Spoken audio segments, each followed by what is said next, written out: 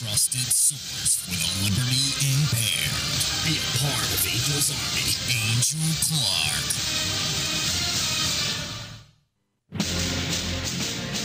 Welcome back to the Angel Clark Show. It's Friday. That means it's Economic Roundup Day. I have on the line with me Ken Schortgen. Ken is the National Finance Examiner for Examiner.com.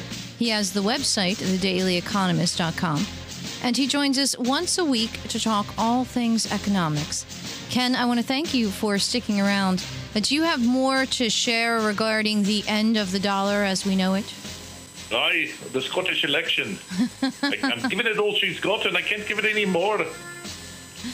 Now, we talked about the Scottish and the reasons why their elderly were the deciding factor in voting down independence. But the United Kingdom, Britain, had a major stake in what happened with the Scottish independence. And they had, for up until recently, done a massive propaganda campaign because there are really some important things. Because Scotland is under the sovereignty of Britain, Britain is able to control pretty much their entire economy, all their resources, and their trade and export. The UK, the North Sea oil that is around Scotland, not Britain, but Scotland, is controlled by the UK and is used to help fund Britain and their economy. Had Scotland got their independence, besides breaking off from the EU, they would have instantly taken over 90% of all the oil revenues from the North Sea platforms.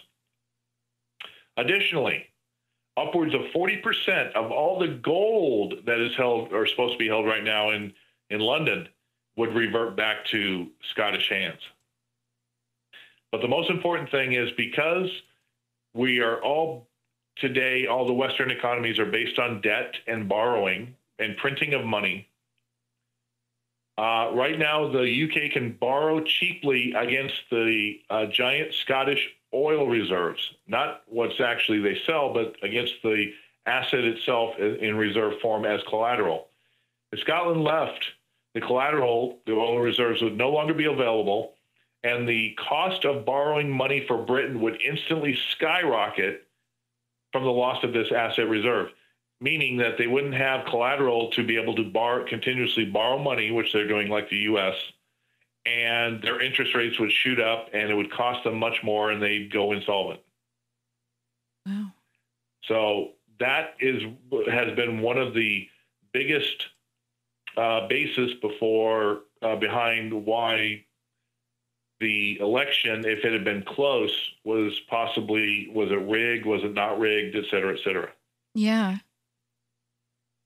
So moving on a little bit, we have more important things regarding the dollar and the yuan. Now, Britain and the United States have been in tandem economically and financially for a long, long, long time. But Britain actually had an interesting announcement this week.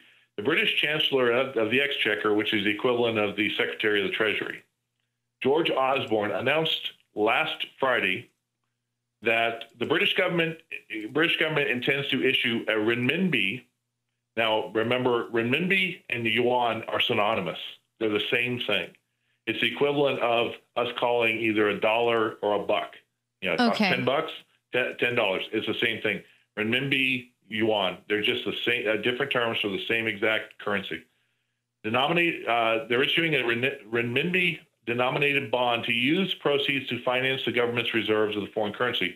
So what Britain is doing is they are starting to sell bonds in yuan and then saving that money just as China holds U.S. dollar treasuries as a reserve of foreign capital. Now, why are they doing this? Here we go. Osborne described this dialogue outcome as a historic moment and a statement of British confidence in the potential of the renminbi to become the main global reserve currency. Really? Yes, Britain has come out. Their equivalent of the Secretary of Treasury, came out publicly and said that the yuan is going to be the next global reserve currency. It's interesting because I haven't heard that. Yeah, I haven't heard that yet. So I guess the American media is not covering that one. No, I got this from Xinhua Net, which is a Chinese publication. It's not going to be in the West. You think the propaganda of the oligarchy is going to ensure that the people know that the dollar is failing and we're going to go to a new reserve currency?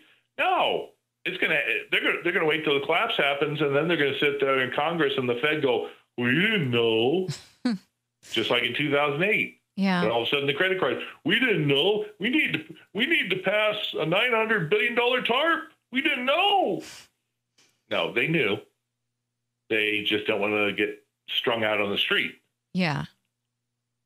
They don't want to admit it. Now, last year, at this time, we had the great government shutdown for the budget coming up on October 1st. And eventually, the Republicans caved in. Boehner probably cried in a corner. But one of the most important things that was done from that was the fact that we removed the debt ceiling altogether. They said temporarily, but it's never been addressed. It was supposed to be readdressed in February. They didn't even bother.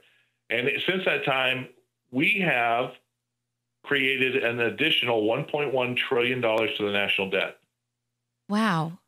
When on September 30th last year, the national debt was sitting at $16.738 trillion.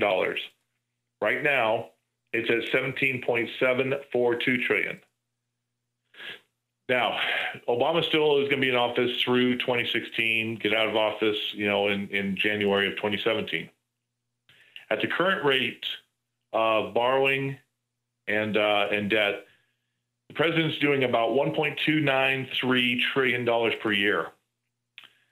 And if he goes through 2016, that means that by the time he leaves office, our national debt will be $20.976 trillion, or an estimated 108% of our GDP.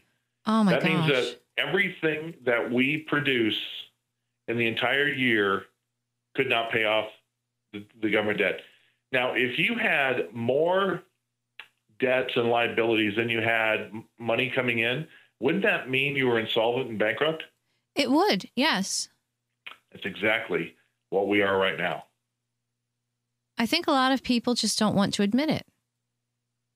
No, but they don't care because it's not being, that's the thing.